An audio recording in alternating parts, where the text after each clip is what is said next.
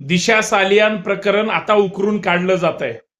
खरं तर तिच्या हत्येमध्ये जे दोषी आहेत त्यांना कठोर शासन झालं पाहिजे, फाशी सुद्धा झाली पाहिजे. परंतु संजय राठोड प्रकरण असेल, परवाचं जयकुमार गोरे प्रकरण असेल, यांच्या सुद्धा आरोपामध्ये महिलांचाच त्या ठिकाणी सहभाग आहे ना. त्या महिलांना, त्या मुलींना अजिबात न्याय नकोय.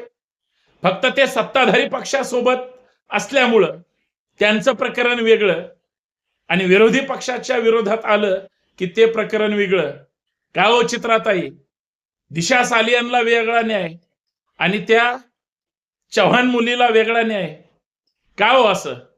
याचा शोध आणि बोध आणि विचार महाराष्ट्र नक्की करतोय की सरकारची आणि तुमची भूमिका कशी संशयास्पद आहे. राठोड, गोरे यांचा सुद्धा विचार महाराष्ट्रात कायद्याच्या दृष्टिकोनातून होणार आहे की नाही?